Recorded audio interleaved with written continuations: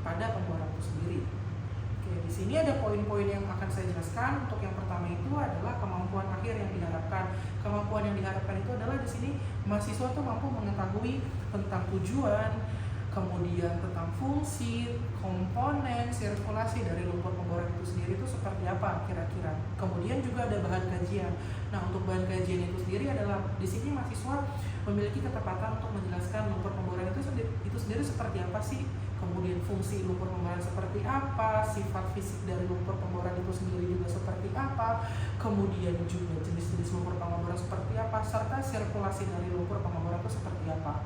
Selanjutnya, metode pembelajaran yang akan digunakan pada materi lumpur pemboran ini sendiri itu adalah ekspositorik, itu adalah penjelasan, kemudian ada tanya jawab, diskusi secara online ataupun juga offline. Kemudian untuk waktu yang diberikan pada materi lumpur pemboran itu adalah 150 menit. Dan kemudian pengalaman belajar mahasiswa itu apa aja sih yang didapatkan dari sesi pembelajaran lumpur pemboran ini sendiri, yaitu adalah mampu menganalisa sifat fisik, kemudian fungsi, kemudian juga sirkulasi dari lumpur pemboran itu sendiri itu seperti apa sih kira-kira.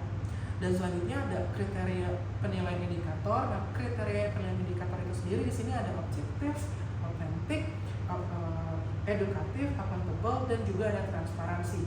Kemudian juga di sini ada kriteria ketepatan untuk penguasai materi. Bentuknya itu adalah ujian tes seperti pengamatan pengaktifan kelas, dan juga ada penugasan untuk menentukan nilai sifat fisik dari fluida pemboran seperti apa. Untuk materi lumpur pemboran ini sendiri ada 2 komponen penilaian. Yang pertama itu adalah ada tugas dengan poin itu 10%, dan juga ada UTS dengan poinnya 6,25%. Sekian, terima kasih. Oke, assalamualaikum warahmatullahi wabarakatuh. Selamat siang semuanya. Oke, hari ini saya akan menjelaskan materi tentang teknik pemboran 1 dengan bab lumpur pemboran. Oke, mungkin kita langsung masuk ke materinya aja.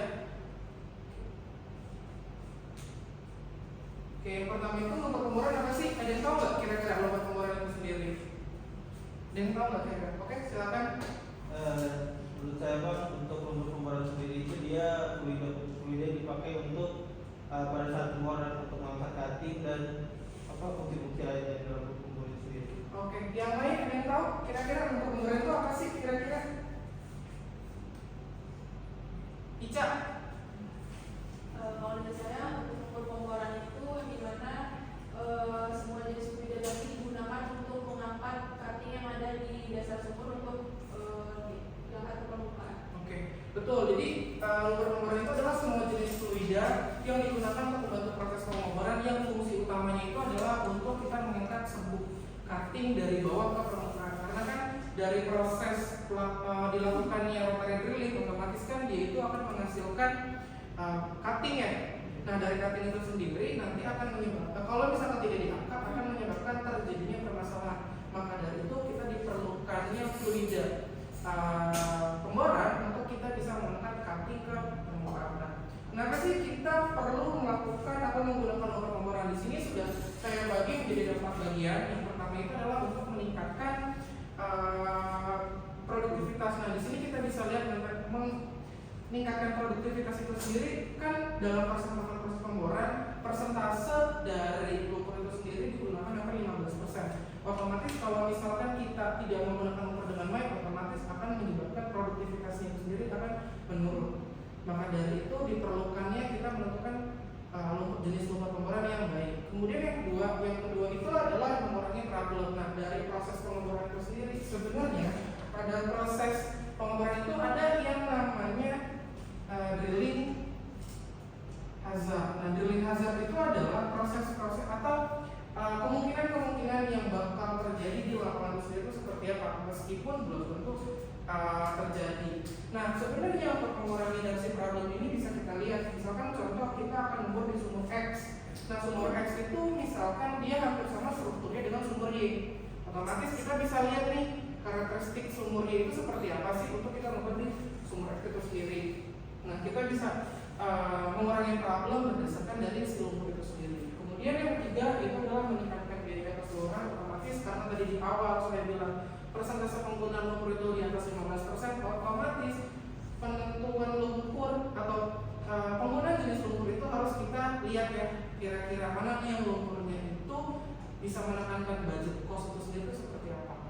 Kemudian mempersiapkan sumur yang aman dan efisien otomatis supaya mencegah terjadi adanya problem. Nah sebenarnya 4 komponen ini saling mendukung satu sama lain. Oke, mungkin sebelum masuk ke lumpur itu sendiri, ada yang ingat nggak sih kira-kira faktor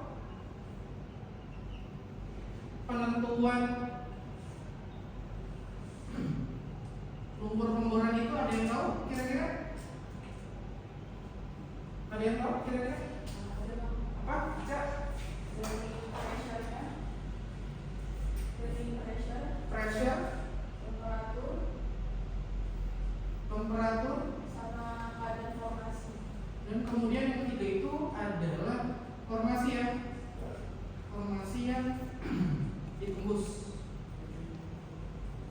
Nah, ketiga poin ini sendiri sebenarnya saling berhubungan. Jadi pada saat kita penentuan jenis lumpur, kita tuh harus tahu nih ketiga karakteristik dari faktor itu sendiri.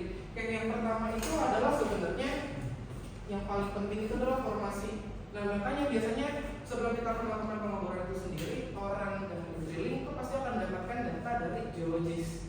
Maka dari itu kita harus tahu nih kira-kira formasi yang akan kita tembus itu tuh apa sih? Kira-kira apakah formasinya shale, karbonat, limestone dan lain-lain. Oke, kemudian, nah dari situ kan kita bisa tahu kan kalau formasi batuan shale itu kan kalau misalkan dia kena air, otomatis akan menyebabkan terjadinya permasalahan. Ada yang tahu permasalahannya apa? Swelling ya, swelling. Bisa menyebabkan swelling kalau misalkan kita tidak tahu jenis lumpur yang akan digunakan itu apa. Gitu. Kemudian dari sini bisa kita tentukan jenis lumpurnya nggak bisa. Gitu. Di sini nanti akan kita kecil lagi apakah kita akan menggunakan OBM atau kita menggunakan WPM. Kemudian yang kedua itu adalah pressure. Nah, pressure itu sendiri kan sumur itu kan makin dalam, pressure-nya semakin apa? Semakin tinggi ya, semakin tinggi nanti. Otomatis kita harus mempunyai nilai lumpur yang bisa mengimbangi si pressure ini sendiri. Nah, kira-kira lumpur itu sifat fisik lumpur itu apa sih yang dapat kita lihat atau bisa kita tanggulangi dari si pressure ini? Ada yang tahu? Nilai densitas ya, nilai densitasnya. Otomatis kita harus mempunyai nilai densitas yang bisa mengimbangi si tekanan pressure ini. Nah, kemudian yang terakhir itu adalah temperatur. Nah, temperatur juga sama kan, makin dalam sumur itu makin tinggi ya dan makin panas. Nah, biasanya kalau untuk temperatur ini berpengaruhnya terhadap apa? Viskositas. Oke, selanjutnya viskositas kalau dalam komposisi berpengaruh nggak kira-kira? Berpengaruh ya dalam komposisi ya. Karena dapat komposisi lumpur itu bakal berpengaruh terhadap temperatur yang digunakan. Contohnya kemana? Pemilihan bahan. Nah, pemilihan bahan di lumpur itu sendiri biasanya dicocokkan dengan kondisi temperatur sumur yang akan kita tembus itu sendiri. Ini berpengaruh terhadap apa? Atau penggunaan apa?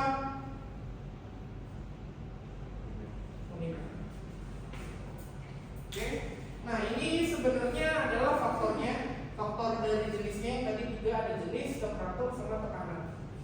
Nah, untuk komponen lumpur itu sendiri sebenarnya dibagi menjadi ada 4. Yang pertama itu bisa berdasarkan dari air, terus kemudian itu bisa dari oil, kemudian itu bisa dari gas, dan kemudian juga bisa dari polimer. Kalau misalkan untuk dari berdasarkan air itu ya tadi bisa asal polimer, kemudian bisa spatman dan lain-lain. Terus kemudian kalau oil basement yaitu yang base-nya itu berbahan dasar minyak, yaitu misalkan bisa seperti diesel oil, steralin, SF dan lain-lain. Kemudian kalau untuk gas itu biasanya ada campuran tambahannya yang biasanya digunakan di normal, itu ada 78 nitrogen, 21 oksigen dan satu gas lain-lainnya bisa argon, neon dan lain-lain. Kemudian juga ada lumpur polimer. Nah, polimer itu itu sendiri bahan aditif tambahan. Nah, base-nya ini sebenarnya hampir sama dengan si lumpur berbahan dasar si water itu sendiri. Nah, kemudian ini adalah contoh gambar dari komposisi dari lumpur itu sendiri. Ya, di sini ada smooth fluid dan di sini ada saralin. Nah, yang membedakan ini ada yang tahu kira-kira apa? Yang smooth fluid dan saralin ini ada yang tahu? Berbedanya berdasarkan apa? Berdasarkan apa? Ada yang tahu? Oke, ini tuh biasanya perbedaan itu dari kandungan atau pembuatannya sendiri. Kalau smooth fluid itu terbuat dari hasil hidrokarbon yang kita ambil. Misalkan contoh kan kalau misalkan itu kan produknya itu kan bisa jadi bensin dan lain-lain sudah diproduksi ya. Nah, ini bisa juga dari smooth fluid petroleum ini sendiri. Sedangkan kalau si saralin yang putih, nah yang putih ini dia terbuat dari kelapa sawit. Makanya dia mempunyai nilai atau sifat fisik sifat fisik yang agak berbeda sih. Yang satu lebih kuning, yang satu lagi itu yang warna putih. Nah, untuk fasanya ada 4 ya, yaitu ada fase cair, reaktif solid, intersolid, dan fase kimia. Nah, kalau untuk fase cair itu sendiri ya base-nya itu adalah yang kalau nggak air minyak. Ya tadi apa? Ya kita bisa pakai spatman, kemudian juga kita bisa menggunakan si basement dan lain-lain. Kemudian kalau untuk reaktif solid itu adalah dari bahan aditif lumpur. Kalau misalkan dia kena air, dia pasti ngembang. Contohnya yang tahu apa? Kalau kena air dia pasti ngembang. Contohnya apa ya? Bahan aditifnya ya, ada yang tahu? Bentonat ya. Bahan aditifnya itu adalah bentonat. Jadi kalau misalkan air ketemu sama bentonat pasti dia akan ngembang. Nah, kalau yang intersolidnya itu adalah kebalikannya. Jadi kalau misalkan dia tidak kena air, dia tidak akan ngembang. Contohnya apa? Contohnya itu bahan bentonat, yaitu misalkan barit. Oke, kemudian yang terakhir ada fase kimia. Nah, fase kimia itu sendiri adalah bahan aditif yang digunakan untuk mengontrol sifat fisik. Contohnya itu apa aja? Kita bisa menggunakan PET, kita bisa menggunakan exit, kita bisa menggunakan PHPI dan lain-lain. Nah, ini adalah 4 komponen yang digunakan dari atau fase dari lumpur pemboran itu sendiri. Kemudian untuk fungsinya, dari fungsinya itu sendiri di sini sebenarnya ada 9 saja, bisa kalian baca. Yang pertama itu adalah mengangkat suatu buah cutting ke permukaan yang jelas dari proses hidrolika itu sendiri, dari rotary drilling itu sendiri harus kita angkat ya si cuttingnya itu sendiri kan, supaya kalau tidak kita angkat otomatis kan akan menyebabkan terjadinya permasalahan. Maka dari itu perlu dilakukan pengangkatan. Kemudian yang kedua, meninggikan dan melumasi feed. Nah, di sini adalah kan peralatan dari BHA itu sendiri kan dipakai terus kan, digunakan terus, otomatis kalau suatu benda digunakan tersebut tuh yang pertama adalah pasti panas. Terus yang kedua itu bisa menyebabkan aus ya. Nah, kalau misalkan peralatan itu cepat panas dan cepat aus, otomatis cepat rusak nggak kira-kira? Cepat rusak kan? Cepat rusak dari peralatan tersebut. Maka dari itu kita perlu mengukur nih untuk dia bisa mendinginkan, dan pula dia juga bisa mencegah aus dari si reaktif tersebut. Kemudian yang ketiga itu mengontrol tekanan. Nah, kira-kira tekanan apa aja sih yang ada dalam proses pengeboran? Ada 2 tekanan hidrostatis sama tekanan formasi ya. Nah, tekanan hidrostatis sama formasi itu kan saling berhubungan nih. Kira-kira karena kenapa? Kalau misalkan hidrostatisnya lebih besar daripada formasi, nyebabin apa? Low circulation. Kalau sebaliknya, nyebab terjadi kick ya. Maka dari itu biasanya untuk mengontrol tekanan itu berpengaruhnya kemana? Berpengaruhnya itu ke nilai densitas tadi yang saya bilang. Otomatis sifat fisiknya itu sendiri kita harus punya nilai densitasnya sama kira-kira. Oke, selanjutnya itu mencegah runtuh di bingung gambor, kemudian menjaga sebuah agar tidak mendapat berhenti di sirkulasi. Nah, itu biasanya bisa kita lihat berdasarkan dari kan pada proses pengeboran itu sendiri kan nggak mungkin dia terus ini ya sirkulasi terus kan, otomatis kan ada waktunya dia otomatis karena si lumpur itu dia punya sifat fisik atau punya sifat sebagai gel, otomatis pada saat dia diam lumpurnya itu bakal menjadi gel. Supaya kenapa? Supaya dia tidak akan menahankan cutting lagi turun ke bawah. Gitu. Terus kemudian mengurangi beban sampai parangkaian, kemudian menurunkan tenaga hidrolika, melepaskan subur dan mengatasi korosi terhadap kapi pabor dan selubungnya. Nah, menurut kalian lumpur itu tuh harus basah atau harus asam sih kira-kira? Basah. Kenapa basah? Kalau Untuk korosi ya, selain dari korosivitas ada yang tahu? Yang untuk berhubungan dengan si cuttingnya ada yang tahu kira-kira? Hasil cuttingnya gimana? Oh, lebih harus biasa. Gimana? Artinya pecah gitu dong, jadi lebih halus. Lebih halus. Ica? Ya sama. Sama ya? Oke, jadi gini, kalau misalkan dia dalam kondisi asam, otomatis biasanya lumpur tersebut itu nanti akan menghasilkan cutting itu lebih halus. Nah, biasanya kalau dalam kondisi asam kita tidak bisa mengidentifikasi formasi baru tersebut seperti apa. Karena sebenarnya secara real untuk kita bisa tahu kita menembus formasi batuan apa itu, case-nya itu bisa kita lihat dari hasil cutting yang kita dapatkan. Nah, kira-kira kalau misalkan hasil cuttingnya itu bentuknya halus, nah biasanya kita tidak bisa mengidentifikasi dari si cutting itu sendiri itu seperti apa. Gitu. Nah, dari sini kita bisa lihat ada namanya pola aliran. Nah, dari pola aliran itu sendiri ada dua, ada pola aliran laminar, ada pola aliran turbulen. Pola aliran ini sangat berhubungan dengan proses sirkulasi. Nah, kira-kira nih kalau dalam proses pengangkatan cutting, pola aliran apa sih yang kita inginkan? Laminar atau turbulen? Laminar. Oke. Kira-kira kan pada saat sirkulasi itu kan ada dua tempat ya, ada di bagian pipa dan ada di bagian anulus.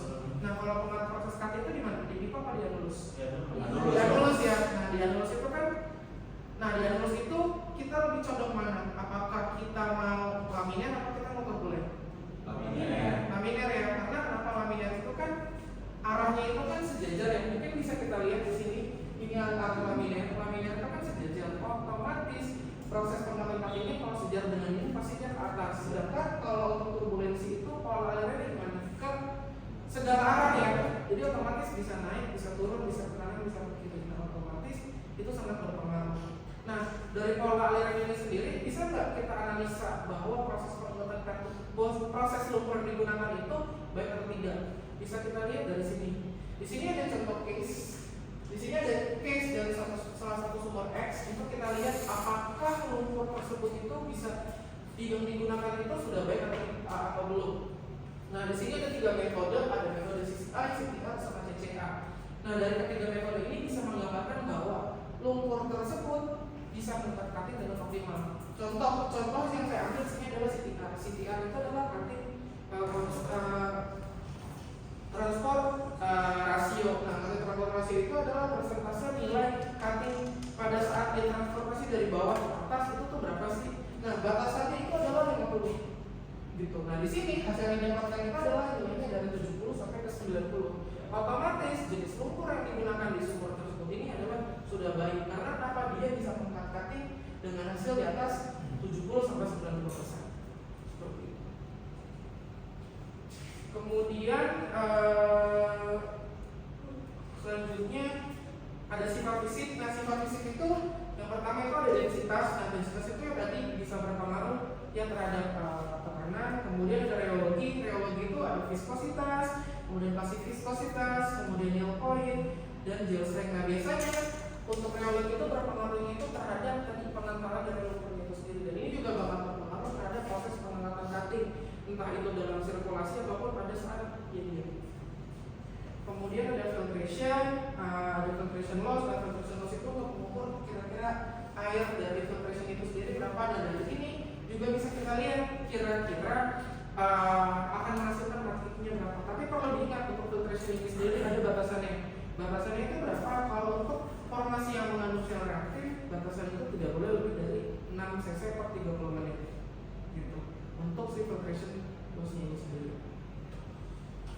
Oke, selanjutnya ada sand content. Sand content itu mengukur kadar kepadatan dari si lumpur itu sendiri, dari kadar pasirnya itu berapa. Nah, biasanya untuk nilainya itu tidak boleh lebih dari 2.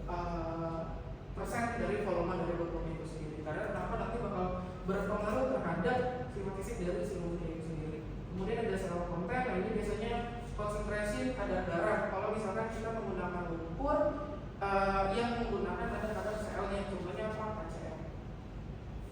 Kemudian ada solid, nah ini kadar solid padatan dari lumpur, dan biasanya nilainya adalah 8 sampai 12 persen, dan terakhir itu adalah pH. Nah, pH itu tadi asam basa yang akan digunakan di lumpur. Nah, biasanya untuk lumpur itu harus mempunyai nilai basa. Nah, untuk aditifnya apa aja? Untuk aditifnya itu adalah ada fluid loss control, kemudian ada thinner, ada thicker, kemudian matching agent, dan pH. Nah, bahan aditif ini yang biasanya akan digunakan yaitu yang pertama ada fluid loss control untuk kontrol fluid loss. Bahannya itu apa aja? Nah, bahannya itu ada CNC, kemudian ada star, dan lain-lain. Kemudian ada thinner, thinner itu adalah menurunkan nilai viskositasnya. Kemudian ada thicker untuk menaikkan nilai viskositas. Terus kemudian juga ada wetting agent. Wetting agent itu sebagai pemberat dari si lumpur itu sendiri, dan pH untuk mengontrolnya. Dan kemudian di sini adalah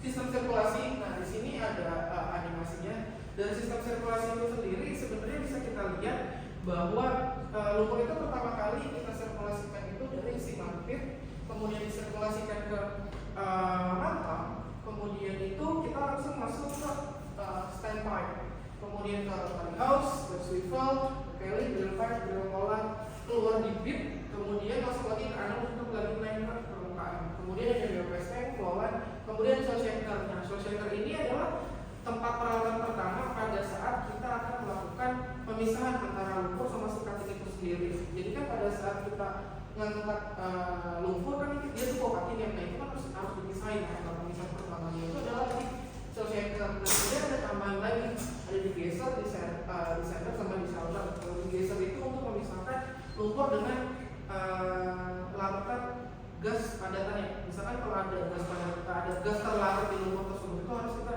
pisahin terlebih dahulu. Kemudian ada sender, dan di sender itu misalkan untuk memisahkan lumpur dengan kaki kalau misalkan tidak bisa dipisahkan oleh show shaker. Kemudian di shelter untuk yang lebih kecilnya lagi. Oke, selanjutnya itu ini ada contohnya. Ini ada videonya. Kalau misalkan kalian bisa lihat sistem dari sirkulasinya itu sendiri. Nah, ini pemisahannya nih antara si lumpur sama si cuttingnya itu sendiri di bagian show shakernya itu sendiri itu berapa kira-kira?